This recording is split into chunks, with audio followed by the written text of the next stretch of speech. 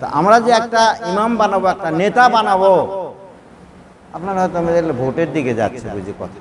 হ্যাঁ, ভোটের দিকে তো যাবেই। রাজনীতি, নীতির রাজ হচ্ছে কোরআন। নীতি নৈতিকতা, কোরআনের নীতি নৈতিকতার মতো আর কোন নেতার, কোন মানুষের নীতি নৈতিকতা কি এর সঙ্গে হবে? রাজনীতি আগে মানুষ বলতো ও খালি রাজনীতি করবে, আসলে ধর্মের কথা। ধর্মের কথা মানে কিচ্ছা কাহিনী আর নবীর কথা, অন্য অন্য সে সাহাবাদের কথা, অন্য ওলি আল্লাহদের কথা মানুষ যেন কেঁদে ফেলে নাকি। যখনই একজন ইমাম তৈরি করা হবে, সে ইমাম যেন 5 ওয়াক্ত নামাজ পড়ে, সে যেন মানুষের হক না খায়, এতিমের হক যেন না খায়। হযরত ওমর রাদিয়াল্লাহু আনহু রাত্রিবেলায় তিনি ঘুমাতেন না। আমি এক গ্লাস পানি খাওয়াবো আব্দুর রাজ্জাক। রাত্রিবেলা কি করতেন? তুমি যেও না, অন্য সেলফ পারো। রাত্রিবেলা ঘুমাতেন না, উনি বের হয়ে পড়লেন। বের হয়ে দেখেন কে অনাহারা আছে, কে ভুকা ভাকা আছে, এগুলো খোঁজ খবর নিতে। এগুলো আপনারা জানেন তো না, কিন্তু আমি দৃষ্টান্ত দেওয়ার জন্য বলছি। এক জায়গায় যায় দেখলেন যে পাতিল তুলে দিয়েছে চুলার উপরে, উনুনে তুলে দিয়েছে, এই কয়েকটা পাথর টাথর এমনি ফ্রি তুলে দিয়ে জাল দিচ্ছে। আর ওমর রাদিয়াল্লাহু আনহু সে ছিঁড়া কাপড় টাপড় পরে কালি টালি মেখে মানে ছদ্মবেশে বের হয়েছে, কোথায় কে কি অবস্থায় আছে। তিনি বের হয়ে গেলেন, যাই দেখলেন যে এই অবস্থা, জাল দিচ্ছে কিন্তু হাঁড়িতে পাতিলে কিছু নাই। এরপরে কতক্ষণ আর থাকবে, বাচ্চারা ঘুমে পড়ে না, মা পাক করতে করতে না, আমরা আগেবেলা ছোটবেলায় ঘুমে পড়িনি, ঘুমে পড়েছি, খাইনি। এরকম অবস্থা দেখে ওমর রাদিয়াল্লাহু আনহু দৌড় দিলেন। খাদ্য ভাণ্ডারে যারা ছিল ভৃত্য, গোলাম, বিশ্বস্ত গোলামকে বলা হয় ভৃত্য। এই ভৃত্যকে বললেন, এই খাদ্য, আটা, এই চিনি, ময়দা, এগুলো আমার মাথায় উঠিয়ে দাও, খেজুর মাথায় উঠিয়ে দাও। তারা বলছে, হে আমিরুল মুমিনিন, এগুলোর জন্য তো আমরা দাঁড়িয়ে আছি, অর্ধ পৃথিবীর খলিফা আপনি, এগুলোর জন্য তো আমরা দাঁড়িয়ে আছি, কোথায় নিয়ে যেতে হবে বলেন? ওমর রাদিয়াল্লাহু আনহু বললেন, হাসরের মাঠে তুমি কি আমার পাপের বোঝা, আমার যে দায়িত্ব খলিফাতুল মুসলিমিন, এই দায়িত্ব, এই পাপের বোঝা কি তুমি বহন করবে? না, তা তো করব না, তা করব না, তো সরে যাও, রাস্তা ছেড়ে দাও। ওমর রাদিয়াল্লাহু আনহু মাথায় নিয়ে বাঁকা হয়ে ওই মহিলার কাছে এসে উপস্থিত হয়ে বললেন, হে মা, তুমি, হে মা, আসলে কি বাহিরে আওয়াজ আছে, ভিতরে শুনতে পাচ্ছেন কি? হচ্ছে না? ওমর রাদিয়াল্লাহু আনহু তখন বললেন যে এগুলো খামির তৈরি করো, হালুয়া তৈরি করো, করে বাচ্চাদের ঘুম থেকে উঠিয়ে এগুলো খাওয়াও। খাওয়ানোর পরে তখন ওই মহিলা বলছে, ওমর আমাদের কোনো খোঁজ নেয় না, ওমর আমাদের কোনো খোঁজ নেয় না। আপনি যদি ওমর হতেন, আপনি, আপনার মতো মানুষ যদি ওমরের দায়িত্ব পেত, কথাটা ভালো করে বোঝেন, উনি যে ওমর, মহিলা কিন্তু চিনতে পারে না। ওমর কোনো খোঁজ নিচ্ছে না, আমরা ভুকা ভাকা, আমি একজন বিধবা মহিলা, আমার সন্তান আমার না খায় আছে, কোনো খোঁজ নেয় না। ওমর যদি খলিফা না হয়ে আপনি যদি খলিফা হতেন, তাহলে কতই না ভালো হতো। ওমর রাদিয়াল্লাহু আনহু একটু মুস্কি হাসলেন, বলেন, সুবহানাল্লাহি ওয়া বিহামদিহি, সামান্য হলেও আমি দায়িত্ব পালন করতে পেরেছি। একটু মুস্কি হাসলেন, হাসার পরে উনি বললেন, হে মা, তুমি কালকে ওমরের দরবারে যাবে, কালকে ওমরের দরবারে গিয়ে নির্ভীক চিত্তে বলবে যে আমি বিধবা, আমার একটা কার্ড করে দেয়া হোক, আমার খোঁজ খবর নেওয়া হোক। তুমি ওমরের দরবারে যাবে, আমি ওমরের দরবারের পাশে আমিও থাকবো, ওমরের দরবারে আমিও থাকবো, আসো। তখন চলে আসছে, পরের দিন 2-3টা বাচ্চা 4টা নিয়ে চলে আসছে। তাই কবি ওমর, কবি নজরুল ইসলাম ওমর সম্পর্কে লিখেছে। এই যে আমার ছাত্র আছে, আরো 9-10 ছাত্র এখানে আছে নাকি? পরে আছে কেউ কাঁদিতেছে। আর ওমর ফারুক, ওমর ফারুক একটা কবিতায় আছে, অনেক বড়, কাঁদিতেছে, আছে না? হ্যাঁ, কাঁদিতেছে। আমি ক্লাস 9-এর, আমি মৌলানা মানুষ, কিন্তু ক্লাস 9-10 আমি বাংলা পড়াতাম, 10 বছর থেকে বাংলা পড়াই। আমি বললো ভালো বুঝাই, ভালো বলো পারি নাকি, যাই হোক। তাই কবি নজরুল ইসলাম লিখেছে কাঁদিতেছে, আর আমি যে ঘটনাটা বললাম না ওটা, এটা কাঁদিতেছে আর দক্ষিণী মাতা, ছেলেরে ভুলাতে হয়, উনুনে শূন্য হাড়ি চড়ায়া কাঁদিয়া আকুলে চায়। বুঝতে পারেন না? পরের দিন সকালে ওই মহিলা 3-4টা বাচ্চা নিয়ে ওমরের দরবারে গিয়েছে। ওমর মসজিদে নববীর একটা উঁচু জায়গায় মেম্বারে এভাবে বসে কথা বলছে। দূর থেকে ওই 3-4টা বাচ্চা এনে ওমর চিনতে পেরেছেন যে কালকে রাতে তো এই ঘটনা। এমে ওই মহিলা দেখে, বলতেছে ওমর কোনটা বাবা? ওই যে কথা বলতেছে ওটাই ওমর। ভালো করে দেখে এই মানুষই তো মাথায় করে বস্তা নিয়ে গিয়েছিল রুটি হালুয়া তৈরি করার জন্য। আর আমি কি যেন কি বলেছি আপনাকে, অন্য মানুষ, ওমর যদি আপনি না হতেন, ওমরের জায়গায় আপনি যদি থাকতেন, এইভাবে কি না কি বলেছি। হায় আল্লাহ, আমাকে তো ডেকে নিয়েছে, আমার কি গর্দান যাবে নাকি? আমার কি কোনো সাজা হবে নাকি? মহিলা থর থর থর থরকে কাঁপছে। ওমর আল্লাহ বুঝতে পারলেন, বুঝতে পেরে ডাক দিলেন, মা এদিকে আস, তোমার জন্য বরাদ্দ হয়েছে প্রতি সপ্তাহে এসে তুমি আটা, খেজুর, গম এগুলো নিয়ে যাবে, তোমার এতগুলো বরাদ্দ হয়েছে, তোমাকে কিছু করতে হবে না। অথচ আমাদের বাংলাদেশে যাকে আমরা মেম্বার চেয়ারম্যান বানাই, বিধবা ভাতা, বৃদ্ধ ভাতা, বৃদ্ধা ভাতা কাট করতে গেলে আগে 3000 টাকা দিতে হয়। মুখ খোলেন আপনারা, এটা কি ঠিক? আর লেয়ার পরে এই ভোট করতে মেলাটা আসছে, টাকা লাগিয়েছে, বুঝিস নি, বিড়ি দেওয়া লাগিয়েছে, ওই চা নাস্তা, এটা বহু খরচ হয়েছে, কয়েক লাখ টাকা খরচ হয়েছে। আমি তো হুতাশে খরচকে ফেলছি, এখন তো বুঝতে পারতেছি তো অনেক টাকা তো আমাকে তোলা লাগবে না। তো 3000 টাকা তোর থেকে নিন, তো 3000 টাকা কোষ না। বাঙালির অভ্যাস, ওই আর 2-4 জনক না বলা পর্যন্ত ওই দুপুরের ভাত খাবে না। কথা ঠিক না? তাহলে এই যে নেতার কথা আমি বললাম, শোনেন, যে দেশের নেতা জালেম নেতা, তার বিরুদ্ধে যদি আপনি বলতে যান, তাহলে আপনি কি রাজাকার, মৌলবাদ, আপনাকে হাজতে ঢুকাবে। আর কিছু লোক আছে দুদিকে তেল মারে, বাস, আর কোন সময় জেলেও কাটতে হবে না, হাজতে কাটতে হবে না। হযরত ইউসুফ আলাইহিস সালামকে দোষ করেছিল, বলেন ভাই, ওকে যে হাজতে পাঠালো, হ্যাঁ 30 বছর হাজত খাটলো, ওর কি দোষ ছিল? দোষ ছিল কি? ছিল না। তদানীন্তনেও যারা রাজা, যারা দেশের প্রেসিডেন্ট, তারা দোষীকে নির্দোষ, নির্দোষকে দোষী এগুলো কিন্তু করতে পারে। তো আসুন, আমার মূল বক্তব্য হচ্ছে যে ঈদ ও মিলাদুন নবী কি আর সিরাতুন নবী কি? সিরাতুন নবী হচ্ছে আপনি যে দাড়ি, টুপি, নামাজ পড়ছেন, সুন্নত নামাজ পড়ছেন নাকি, এটা আল্লাহর নবীর আদর্শ, এটা আপনি করবেন, সব সময় করবেন। বিষয়টা এই ধরনের, এই যে জেসমে জুলুস নাকি বলে, জেসমে জুলুস হয়ে যে করতেছে না, ওরা সারা বছর নবীর, হ্যাঁ হ্যাঁ এরা এসে বিশেষ দিনে, আল্লাহ নবী যেদিন জন্মগ্রহণ করেছেন, আল্লাহ নবী যখন জন্মগ্রহণ করেন যেই দিন, ওটা কিন্তু 12 রবিউল ছিল না, কিন্তু মৃত্যুটা 12 রবিউল ছিল।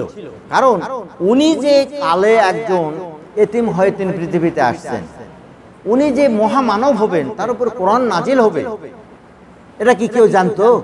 জানতো না। যখন 40 বছর বয়স হয়ে গেছে, যুবক বয়সে ভালো কাজ করছে, কোনোদিন মিথ্যা কথা বলে নাই, ওয়াদা খেলাফ করে নাই, জুয়া চুরি সুল্লামি বদমাইশি অশ্লীলতা বেহাপানা কোনো কিছু করে নাই, যে খারাপ সমাজেই উনি একটা ভালো মানুষ হিসাবে তিনি পরিচিত, সবার কাছে ছিল, তাই ছিল না? এই মানুষের উপরে যখন কোরআন নাজিল হলো, তিনি যখন দিনের দাওয়াত দিতে শুরু করলেন, তখনই মানুষ বিদ্রোহ হয়ে গেল, তখনই মানুষ বিদ্রোহ হয়ে গেল। আর হ্যাঁ, জাদুকর পাগল, অথচ তার জীবনে কোনো, এই জন্য যখন উনি মারা যান 12 রবিউল ছিল, আর জন্মটা তখন 3 রকম হয়েছে, কেউ বলছে 12, কেউ বলছে 9, কেউ বলছে 10, এইরকম 3টা তারিখ হয়ে গেছে। 40 বছর পরে কে মারা গেছে কত তারিখে, আগেকার মানুষ কিন্তু লিখে থিত না।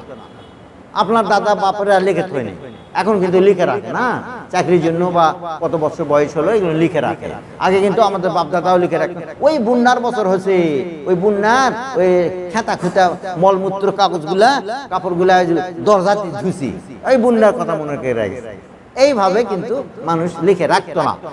আল্লাহ নবী তার মৃত্যুটা 12 রবিউল ছিল, সোমবার ছিল, শুভে সাদিক ছিল। তো এগুলো ওদিকে আমি আর যাচ্ছি না, আমি যাচ্ছি যে আল্লাহ নবী মোহাম্মদ মুস্তাফা সাল্লাল্লাহু আলাইহি ওয়াসাল্লাম জীবনে কোনো শান্তি পান নাই। এইরকম যখন 6 বছর বয়স, 5.5 বছর বয়স, 5 বছর বয়স যখন হালিমা এনে তার মার কাছে দিয়ে গেলেন, তার সিনা চাক করা হয়েছে 3 বার। আজকেও ডাক্তার বৈজ্ঞানিকেরা বলছে যে একটা মানুষকে 3 বারের বেশি সিনা চাক করা যায় না, রিস্কের ব্যাপার আছে। তো এই যে সিনা চাক হয়েছে, এটা গবেষণা করেছে ডাক্তাররা, শরীর বিজ্ঞানীরা, যে একটা মানুষের বুক চিরে ফিরে তার ভিতর থেকে কিছু বের করে আবার কিছু ঢুকে দিয়ে যদি সেলাই করে দেয়, সে যে দিব্যি বেঁচে থাকতে পারে, তাহলে নিশ্চয়ই মানুষের পেটের মধ্যে কি হচ্ছে, ঘা হচ্ছে, পাথর হচ্ছে, আলসার হচ্ছে, নাড়িতে ফুটা হয়ে যাচ্ছে, এগুলো কেটে ফেটে জোড়া দেওয়া সম্ভব। এই শৈল্য মানে সার্জারি এটা মুসলমান সর্বপ্রথম আবিষ্কার করেছে, কিন্তু এগুলো দেখেই কিন্তু আবিষ্কার হয়েছে।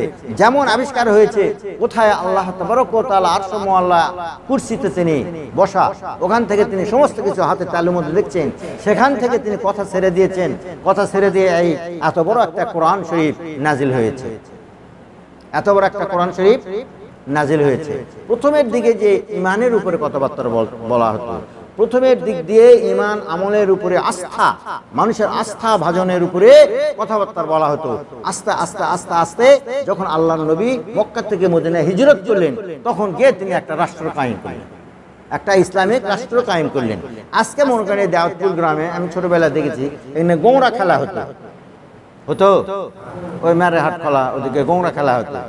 এই নিয়ে আমার বয়সের হবে, ওই যে ওই ভাই আমার বয়সে হবে। এরপরে গোল্লাতে ইসমাইল খোঁড়া ওই গানের পার্টি করতো না? তোমার নানা নাম কি? মহিরুদ্দিন। এই ইনি সর্বপ্রথম এই তবলিগ জামাত করতে লাগলেন, আরো কয়েকজন তবলিগ জামাত করতে লাগলেন, এই আব্দুল সামাদ, আরো অনেকেই ওই রকম বয়সে তবলিগ জামাত করে করে আস্তে আস্তে আস্তে আস্তে মানুষ হেদায়েতের পথে। তারপরে ছেলে পেলে দেখ কি মাদ্রাসা দিল, হেফজ করলো, পড়ায় হেফজ করলো, করে এই তবলিগের খেদমতে অনেক মানুষ কিন্তু কি ইসলামের দিকে চলে আসে নাই। এখন কিন্তু সবাই এক, পূর্ণাঙ্গ জীবন বিধান হচ্ছে এই কোরআন, পূর্ণাঙ্গ জীবন বিধান হচ্ছে এই কোরআন। এই কোরআন সর্বস্তরে যদি আমরা মানতে পারি, তাহলে ইসলাম কি হবে? ইসলাম কায়েম হয়ে যাবে। হত্যা, চুরি, ডাকাতি, রাহাজানি, ছিনতাই, এগুলো বিচার করার জন্য কোরআন আসে নাই, এগুলো একবারে বন্ধ হয়ে যাবে, এই জন্য কোরআন আসছে। কিন্তু যখনই বলা হয় যে কোরআনের শাসন আসুক, তখন হয় কোরআন দেখি হবে, কোরআন হবে, এরকম আমাদের ঠেলা মারা কথা। কিন্তু আল্লাহ তাবারক ওয়া তাআলা আমাদেরকে সৃষ্টি করেছেন, যেভাবে আমাদেরকে সৃষ্টি করেছেন, পৃথিবী কোথায় কি দিলে কিভাবে সাজিয়েছেন। জাহরাল ফাসাদি ফিল বাররি ওয়াল বাহরি বিমা কাসাবাত আইদিন নাস, মানুষের জলে স্থলে যে বিপর্যয় নেমে আসে, এটা মানুষের 2 হাতের কামাই। যদি আমরা ভালো মানুষকে, যদি কোনো দেশের মানুষ যদি কি হয়ে যায়, অকৃতজ্ঞ হয়ে যায়, শিরকি বিদআতি এগুলো নিয়ে লিপ্ত হয়ে যায়, তাহলে ওই জাতির উপরে জালেম সরকার আল্লাহ পাক চাপিয়ে দেয়, জালেম সরকার চাপিয়ে দেয়।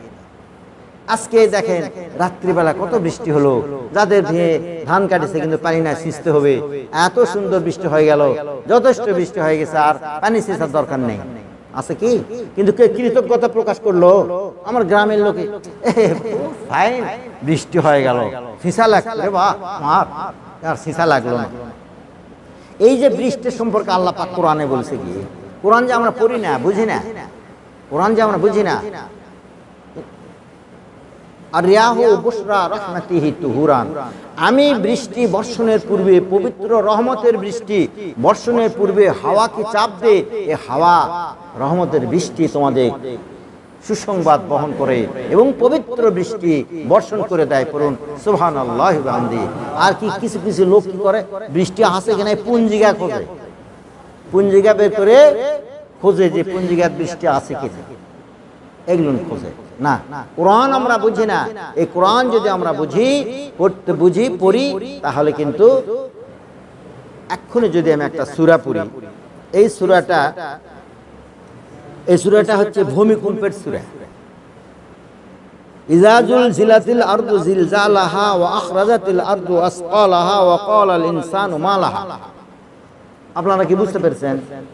বলেন, কেউ কি বুঝতে পেরেছেন যে এটা কি পড়া গেল? দুই একজন যারা আলেম তারা বুঝতে পেরেছেন যে এটা একটা ভূমিকম্পের সূরা, এটা কিয়ামতের পূর্বে কি হবে, থরথর থরথর করে কাঁপতে থাকবে এবং মাটির নিচে স্বর্ণ, রৌপ্য, অ্যালুমিনিয়াম, ডিজেল, পেট্রোল যা আছে এগুলো সমস্ত মাটি ফেটে বের হয়ে আসবে।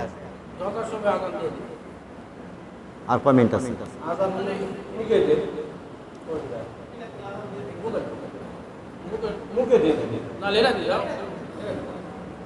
হয়েছে কি, টাইম হয়েছে কি?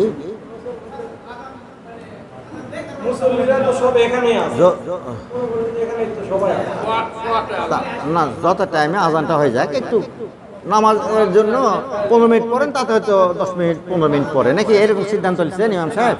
আপনারা যেটা সিদ্ধান্ত নিচ্ছেন সেটাই সঠিক, তবে টাইম মতন আজান না দিলে আবার বিভ্রান্ত হবে। আচ্ছা, দিয়ে দাও, টাইম মতন আজান দিয়ে আপনারা বসে থাকেন, আমি কথাটা ফিনিশিং দেব। আচ্ছা দেখ,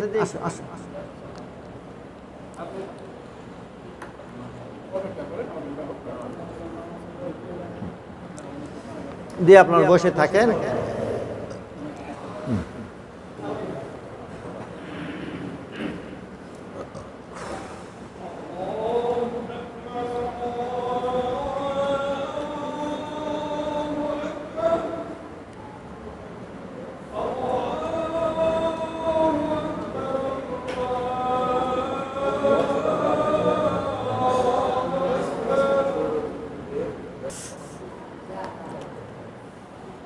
উল্টা হলো নাকি?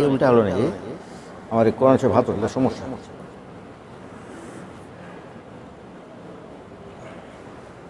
এটা না,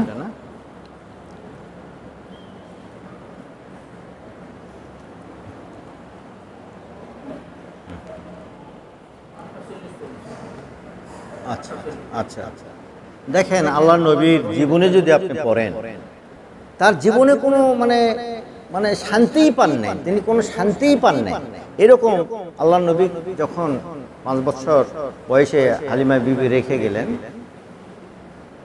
তখন 6 মাসের সন্তান যখন পেটে, তার বাবা আব্দুল্লাহ মারা যান। এই ঘটনাটা বলে আমি সূরার তাফসীর করে শেষ করে দেব। তারপরে এই কথাটা কিন্তু বলা দরকার, যেটা আজকের উদ্দেশ্য, সেটা যে এই যে দরুদ শরীফ আগে আমরা পড়তাম, এটা একটু ফিনিশিং দেই, পরে হয়তো মনে থাকবে না। আল্লাহুম্মা সাল্লি আলাইহি পড়তাম না, কিয়াম করতাম, এখন করি না। এখন বলে যে হ্যাঁ, বাপ দাদারা ওটা আমরা আগে করেছি, এখন করেন না কাবা, ও করলে কি ক্ষতি হবে, এরকম বলি কি বলি না? যেটা কোরআনে নাই, হাদিসে নাই, সেটা করা যাবে। আচ্ছা, আমাদের বাপ দাদারা আগে কুচি ধান, গরবা ধান লাগাতো না? এই মুরব্বী মানুষেরা বলেন তো, আব্দুর রাজ্জাক কাজ বলা পারবে কিনা? কুচি ধান আর গরবা লাগাতো না বর্ষার সময়? গরবার ধান মিঠা মিঠা চামড়া, কি গায়ের ফাটা ফাটা গা না, বগরালা, এটা এখন আমরা লাগাই না কেন? উত্তর দেন। ফলন কমে। হ্যাঁ, এই তো সুন্দর কথা বলছেন, ফলন কম হয়। এখন যে বল না, বাপদাদার আমলে ওটা খাসি, কোথায় গরবা ধানের বিছুন আমাকে এনে দাও, আমি লাগাবো, ওটার ভাত পান্তা খেতে খুব ভালো, আটা পিঠা খুব ভালো, যার 6 মণ 7 মণ করে ফলন হতো নাকি? ওটা আর কেউ লাগাবে? এখন বর্ষালে ধান 18 মণ হচ্ছে, ওটা কেউ তো লাগাবে না। তাহলে যে কাজটি করলে ফলন বেশি, যে কাজটি করলে সওয়াব বেশি, সেটা করবেন না ওই দাদার আমলে ওটা করবেন? আপনারা টাইলস করছেন না, এই টাইলস করার জন্য এক সপ্তাহ পরে এই মাহফিলটা হচ্ছে, এই অনুষ্ঠানটা হচ্ছে। কত সুন্দর করেছেন মসজিদ, মসজিদ সুন্দর করেছেন। আল্লাহ নবী বলছেন মান বানা লিল্লাহি মাসজিদান বানাল্লাহু লাহু বাইতান ফিল জান্নাহ, যে নাকি মসজিদ সুন্দর করলো, মসজিদ ঝাড়ঝাটা দিল, সুন্দর করলো, আল্লাহ তাবারক ওয়া তাআলা ওই বান্দার জন্য বেহেশতে একটা ঘর তৈরি করেন। পড়ুন সুবহানাল্লাহ। এই ঘর আপনারা সুন্দর করেছেন, আপনার জন্য আল্লাহ পাক বেহেশতে একটা ঘর সুন্দর করে সাজাচ্ছে বা সাজানো আছে। আল্লাহর নবী যখন 6 বছর বয়স, পেটে যখন 6 মাসের সন্তান, 6 মাসের সন্তান বাবা মারা গিয়েছে, এই 6 বছর 5.5 বছর বয়সে সাফা পাহাড়ে পাদদেশে বাচ্চারা খেলাধুলা করে। পাহাড়ের আড়ালে একটা ছায়া হয়, সেই ছায়াতে এরকম 6 বছরের বাচ্চারা খেলাধুলা করে, প্রতিনিয়ত করে। আর মাঝে মধ্যে এই 5.5 বছর বয়সের ছেলে মা আমিনাকে বলে, মা আমার বাবা কোথায়?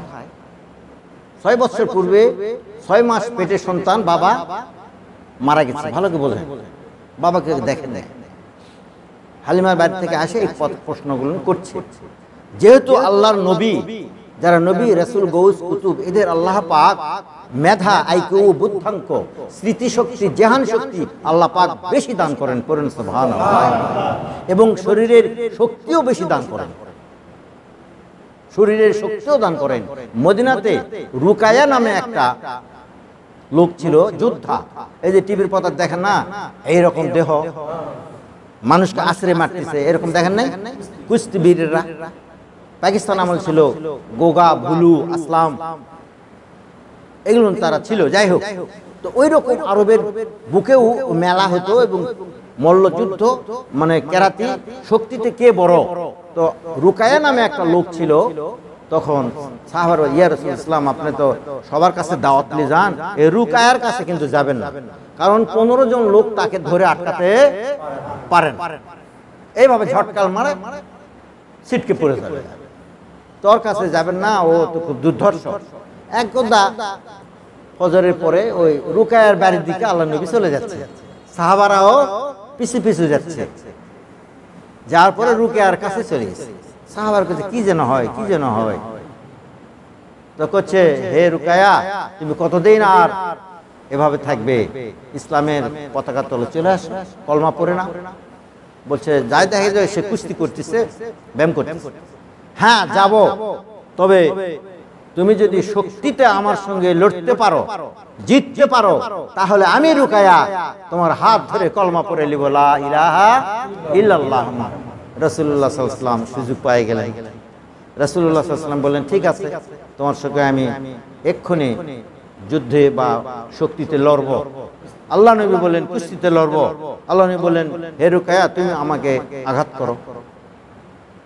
রুকায়া করছে যে 10 জন 15 জন পারে না, যুবক মানুষ মোহাম্মদ, এক থাপ্পড় মারলে অনেক দূরে চলে যাবে।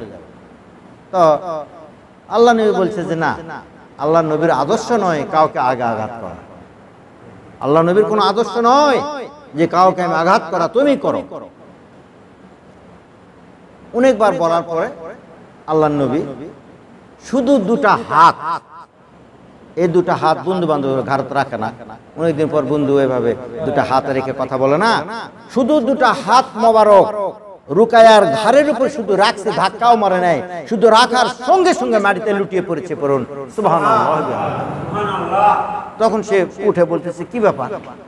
হাতের শক্তিতে আমি পড়ে গেলাম, মানে আবার হাত রাখছে, আবার পড়ে যাওয়ার পরে তার আরো সঙ্গী সাথীরা ছিল, শিষ্যরা ছিল, তারা বলল, কি ব্যাপার, আপনি হাত রাখা পরে পড়ে গেলেন? তোমরা জানো না, তোমরা জানো না তার 2টা হাতের কি ওজন। আমার মতো মানুষ যে পড়ে গেছি তার হাতের ওজনে, তোমরা কি বুঝতে পারছো না? আমি সাক্ষ্য দিচ্ছি, ইনি আল্লাহ রাসূল ছাড়া তার এত শক্তি হতে পারে না। একটা নবী রাসূলের 100টা যুবকের শক্তি থাকে। আমি কলমা পড়ে নিলাম, লা ইলাহা ইল্লাল্লাহু মুহাম্মাদুর রাসূলুল্লাহ। আমি বলে যাচ্ছিলাম ওই জায়গায় যে এই যে 6 বছরের শিশু সাফা পাহাড়ে পাদদেশে অনেক বাচ্চারা একসঙ্গে খেলাধুলা করে না, ছোট বাচ্চারা একসঙ্গে খেলাধুলা করে। তো খেলাধুলা করে চলে আসে আর বলে, মা আমার বাবা কোথায়, আমার বাবা কোথায়, আমার বাবাকে তো কোনো দেখলাম না। কত আমার খেলার সাথীদের বাবারা এসে কোলে তুলে নেয়, আদর করে, চোখে মুখে চুমু খায়, কিন্তু কই আমার বাবা তো একটা দিনও আমাকে আদর করলো না, চোখে মুখে চুমু খেলো না, কোনো জামা কাপড় কিনে দিল না, জুতা কিনে দিল না। আমার বন্ধু বান্ধবীদের তাদের বাবার কত সোহাগ করে, আমার কোথায় গেছে মা আমার বাবা? বাবা যে নাই, কোনোদিন দেখা হবে না। 6 মাসের সন্তান পেটে মারা গেছে বাবা। মা আমিনা চোখ দিয়ে ঝরঝরে পানি ছেড়ে দিতেন, চোখ দিয়ে পানি ছেড়ে দিতেন, বলতে পারতেন না আমি কি উত্তর দিব। এতটুকু বলতেন যে তোমার বাবা সফরে গেছে, সফরে গেছে, মৃত্যুকে সফরের সঙ্গে তুলনা করেছে, দেখা হবে, আসবে আসবে। একতা হলো কি, সন্ধ্যা ঘনিয়ে গেছে, ছোট ছোট বাচ্চাদের প্রত্যেকের বাবা মা এসে তাদের কোলে করে নিয়ে চলে গেছে, কিন্তু এই শিশু মুহাম্মদ সাল্লাল্লাহু আলাইহি ওয়াসাল্লাম সাফা পাহাড়ের পাদদেশে, মক্কা থেকে আল্লাহ নবীর একটু কোণাংশের বাড়ি, ওখান থেকে উত্তর দিকে হচ্ছে সাফা পাহাড়।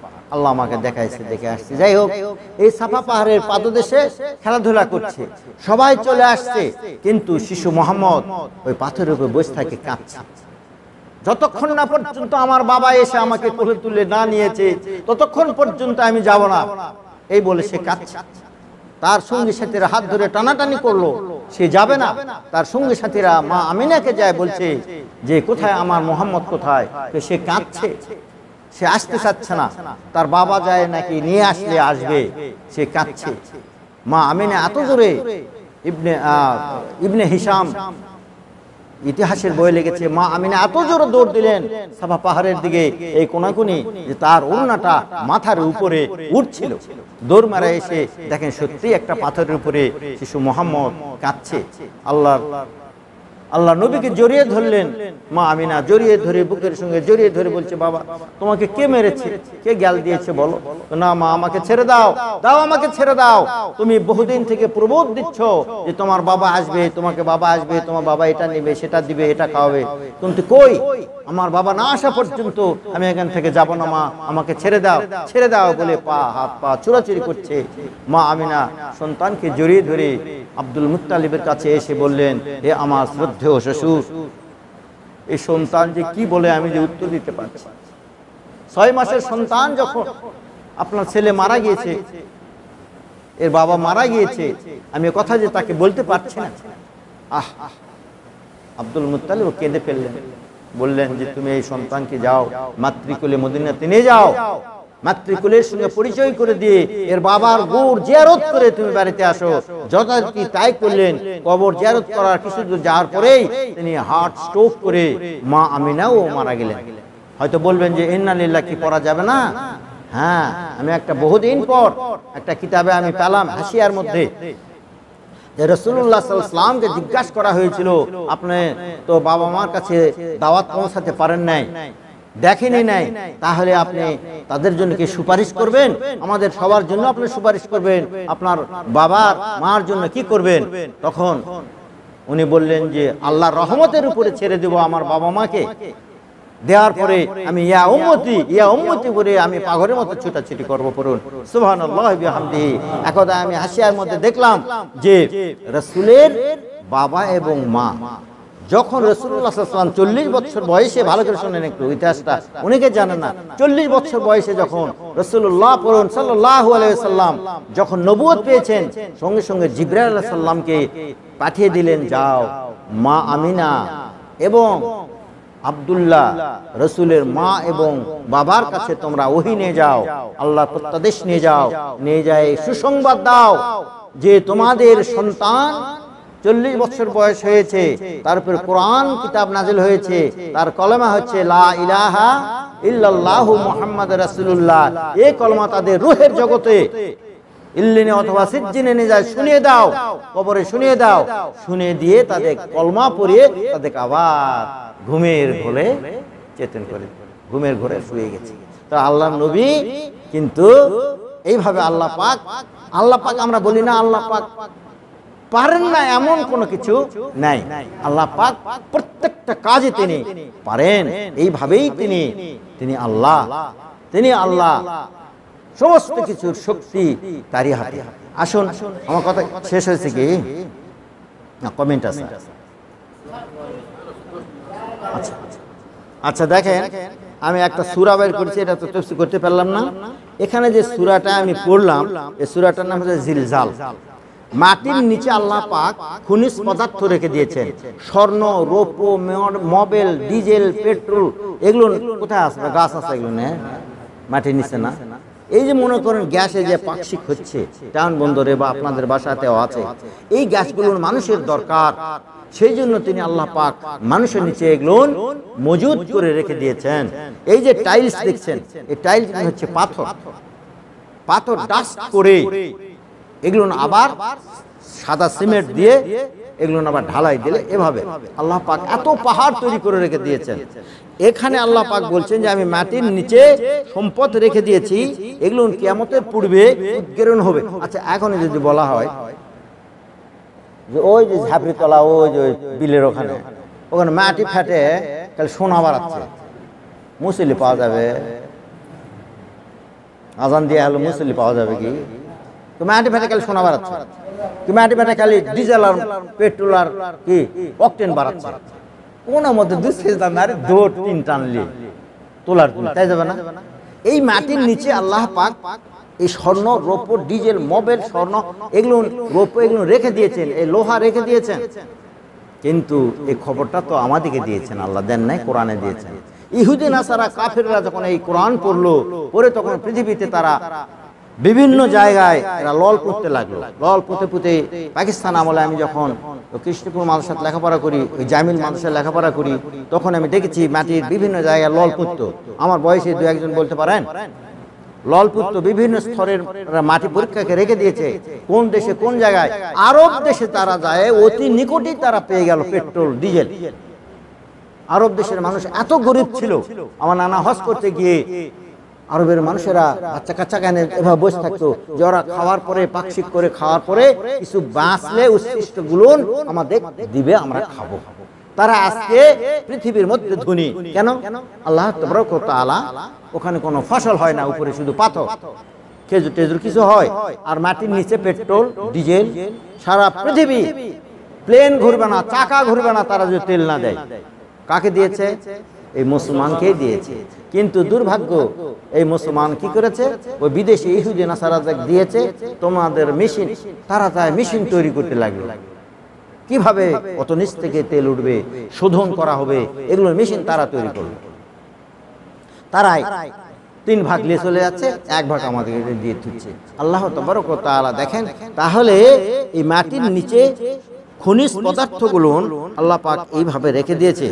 যখন মাটিগুলো ফেটে ফেটে স্বর্ণ, রূপ্য এগুলো ফেটে বের হয়ে আসবে, তখন ক্বালাল ইনসানু মা লাহা, তখন মানুষেরা বলবে মাটির কি হলো, পৃথিবীর কি হলো? মাটি ফেটে ফেটে স্বর্ণ, রৌপ্য, টাকা এগুলো বের হয়ে আসতেছে। মানে এই টাকা পয়সার জন্য মানুষকে খুন করেছে, ছিনতাই করেছে, ডাকাতি, চুরি, রাহাজানি করেছে, আর এগুলো মাটি ফেটে ফেটে বের হয়ে আসতেছে। ইয়াউমাইযিন তুহাদ্দিসু আখবারাহা, সেই দিন মাটি সমস্ত খবর বলে দিবে। মাটি সমস্ত খবর বলে দিবে। খবর কিভাবে বলে দিবে? এর তাফসীরে আসছে, আপনি আমি কোথায় কিভাবে পর্দা ছাড়ে দিয়ে যদি রিলিফের টাকা ভাগ করে, ওই মাটি ওর সংবাদ দিয়ে দিবে। ওই মাটি ওর জন্য কি করবে? সাক্ষী দিবে। এ হাত সাক্ষী দিবে। তুহাদ্দিসু আখবারাহা, সমস্ত খবর বলে দিবে। কি জন্য বলে দিবে? বিআন্না রাব্বাকা আও হালাহা, আল্লাহ আদেশ করবেন। আল্লাহ কি করবেন? আদেশ করবেন, তাই বের করে দেবে। ইয়াউমাইযিন ইয়াসদুরুন নাসু আশতাতা, সেদিন মানুষ দলে দলে দৌড়তে থাকবে। লিউরাও আমালাহুম, এবং রায়ারু মানে হচ্ছে দেখা। সেদিন মানুষের আমলগুলো আল্লাহ পাক দেখাবে। আপনাকে আমাকে যে দুজকে নিয়ে যায়, তাহলে দুজকে যাওয়ার কি কি কাজ আমি করেছি এগুলো আল্লাহ পাক দেখাবে। পড়ুন নাউযুবিল্লাহ, এগুলো দেখাবে। লিউরাও আমালাহুম, তোমার আমল তুমি আজকে দেখো। কিভাবে গম চুরি করেছিলে, কিভাবে মানুষের ধন চুরি করেছিলে, কিভাবে তুমি হত্যা করেছিলে, কিভাবে তুমি অন্যায় অশ্লীলতা করেছো, তুমি দেখো। এই জন্য তো কারো চেহারার সঙ্গে কারো মিল, কারো চেহারার সঙ্গে কারো মিল আছে। তুমি সালামের ভাই না? দুই ভাই এক জায়গায় তুলে একই রকম দেখা যায় কি? গলার স্বর একরকম হবে? এই জন্য আল্লাহ পাক মানুষকে, আল্লাহ পাক শুধু যারা শহীদ হবে, যারা শহীদ হবে আল্লাহর জন্য শহীদ হবে, তারও তো কিছু পাপ আছে, তা না? আল্লাহ পাক যদি কোনো আলেমকে ভালোবাসে, এমন কোনো আমলের জন্য যদি আল্লাহ তাকে ভালোবাসে, আল্লাহ পাক তখন তাকে ডেকে এক জায়গায় ডেকে বলবে, হে আমার বান্দা, তোমার উপরে আমি খুশি হয়েছি, তবে এই পাপগুলো কি তুমি করেছ দেখো তো, হুবহু। আচ্ছা মনে করেন এই ছেলেগুলোর মায়ের যখন বিয়ে হয়েছে 10 বছর আগে, নাকি আমার মেয়ের বিয়ে হয়েছে মনে করেন যে 30 বছর আগে বিয়ে হয়েছে, ওই যে ভিডিও করে রেখেছে কিভাবে মা বাবার কাছে বিদায় নিল, কেঁদে কেঁদে আসে, মাইক করে চললো, এসে তো চলে গেল। এই ভিডিওগুলো এখন বের করলে দেখা যাবে না, দেখা যাবে না। তখন ছেলে বলবে, আম্মা তোমার এভাবে বিয়ে হয়েছিল, আব্বা এই যে আম্মা কেঁদে কেঁদে যায় মাইক করে চললো, বাবা মার কাছে কেঁদে কেঁদে বিদায় নিচ্ছে, বলতে পারতেছে না, বলতে কি পারে আমাকে বিদায় দাও? পারে না। তাহলে মেশিনের সাহায্যে 30 বছরের ভিডিও যদি কিভাবে বিয়ে হলো এগুলো যদি দেখানো হয়, আল্লাহ তাবারক ওয়া তাআলা কোরআনে বলছে, লিউরাও আমালাহুম, আমি তোমার আমল সমূহ তোমাকে দেখাবো। উপায় আছে? একটা চোরের যখন মালামাল বাড়ির বের হয়ে যায়, তখনই আর কি বলতে পারে, গরু চুরি করছে, গরু গর্তের মধ্যে রাখছে, ধরা পড়ে গেছে মাল সহ। তো অনুরূপ ভাবে আমি যে অন্যায়গুলো করেছি, সে অন্যায়গুলো আপনাকে আমাকে দেখাবে। যখন ধরা হয়, চোর কি বলে যে আমি চুরি করেছি, তারপরে যখন মালামাল ধরা পড়ে আরেকজন বলে দেয়, বাস তখন স্বীকার করে। অনুরূপ ভাবে আমাদের পাপ পঙ্কিগুলো আমাদের আল্লাহ পাক আমাদের দেখাবেন, তখন আমি বলবো তো সত্যি তো আমি তো, কারণ একজনের চেহারা আরেকজনের মতো নয়। এই জন্য আল্লাহ পাক যদি কাউকে ভালোবাসে, যদি কোনো ভালো আমলের জন্য যদি কাউকে ভালোবাসে, আল্লাহ তাবারক ওয়া তাআলা তাকে ভিন্নভাবে ডেকে বলবে, হে আমার বান্দা, তোমার আমলের জন্য আমি খুশি, তুমি যে কাজ করেছো, শহীদ হয়েছো, ইসলামের জন্য প্রাণ দিয়েছো, আমি খুশি, কিন্তু বান্দা দেখো এই পাপগুলো কি তুমি করেছো? এই কথা যখন আল্লাহ বলবে, ভয়ে ভীতে তার কলিজা গলা পর্যন্ত চলে আসবে, আল্লাহ তাবারক ওয়া তাআলা তাকে আবার ক্ষমা করে দিবেন। তো আমাদের আমলের জন্যই আল্লাহ পাক আমাদেরকে ক্ষমা করবেন। আসুন, আমরা অনেক কথাই বললাম, তবে আরেকটা কথা ফিনিশিং দিয়ে এটাই বলি যে আমরা যে আল্লাহুম্মা সাল্লি আলা এটা বলি, তার চেয়ে আমরা নামাজের মধ্যে দরুদ পড়ি। এই যে নবীর আমরা সিরাত তার জীবনে আলোচনা করছি, এটাই ঠিক, কিন্তু কিছু লোক ওই কি জেসমে জুলুস না কি করতেছে, সারা বছর কোনো কিছু নাই, এই দিন আসে মিলাদ মাহফিল আর খাওয়া দাওয়া, গরু জব করে জিকির টিকির করে শেষ। আচ্ছা মনে করেন আপনার দুটা ছেলে আছে, একটা ছেলে বাইরে থাকে, বাপ মায়ের কোনো খোঁজ নেয় না, বছর অন্তর আসে, ঈদের সময় আসে, কাপড় চোপড় সবকিছু দিয়ে শহরে চলে যায়, চিকিৎসার জন্য টাকাও দেয় না। আর আপনার ছোট ছেলেটা আপনি প্রস্রাব পায়খানা করেন, মলমূত্র ত্যাগ করে শুয়ে আছেন, এগুলো 3 বার 4 বার পরিষ্কার করে ওষুধ তুলে খাওয়ায়, আপনার জন্য দোয়া করে, সেবা করে। বলেন তো কোন ছেলেটা আপনার কাছে প্রিয়? সর্বক্ষণ সেবা করে, তাই না? হ্যাঁ না কিছু বলেন। আর বছর অন্তর একবার মিলাদ করে নবীর মহব্বতে ফাটে পড়ে গেল, তারপর আর পরদিন আর নেই। এটা ভালো না? রোজ দিন আমরা মসজিদে আসলাম, আল্লাহর নবীর সুন্নত করতেছি, মাথার টুপি দিয়েছি, দাড়ি রেখেছি, এটা ভালো? বলেন তো। বাপ দাদার আমলে দাদারা করছে, বাপেরা করছে, মিলাদ করছে, কিয়াম করছে, রে বাপু এখন বলে সব আলেমেরা উল্টা পাল্টা বলে। আচ্ছা বাপ দাদারা ফ্যানের নিচে নামাজ পড়ছে, ঘুমাইছে, কারেন্টের আলোত করছে, পাখা দিয়ে বাতাস করে ঘুমাইছে, বাস। তাহলে যেটা ভালো, এই যে কোরআন দেখছেন, এই কোরআন কিন্তু সর্বপ্রথম কে বাংলা করছে জানেন? গিরিশচন্দ্র সেন করেছে। কাজে আসুন, আমরা যে নেতা বানাবো, একটা ইমামকে যখন আমরা নিযুক্ত করি, তখন ওই ইমামটাকে আমরা কত ভাবে দেখি, সে নামাজ ঠিক মতন পড়ে কিনা, সে কোরআন শরীফ তার সহি আছে কিনা, তাসবিহ মাখরাজ এগুলো ঠিক আছে কিনা, তার সুন্নতি লেবাস আছে কিনা, তার আমল কতটুকু আছে, এগুলো কিন্তু আমরা দেখি। তাহলে একটা এমপি কে আপনি নির্বাচন করবেন, দেশের যত অর্থ শর্ত তারা বন্টন করবে, ওই ইমামকেও আপনাকে দেখতে হবে আল্লাহওয়ালা কিনা। সে নামাজ পড়ে কিনা, রোজা করে কিনা, সে মিথ্যা জুয়া চুরি করে কিনা, ভোট চাওয়ার সময় সুন্দর পোশাক পরে দূর থেকে এসে সালাম দেয়, তাই না?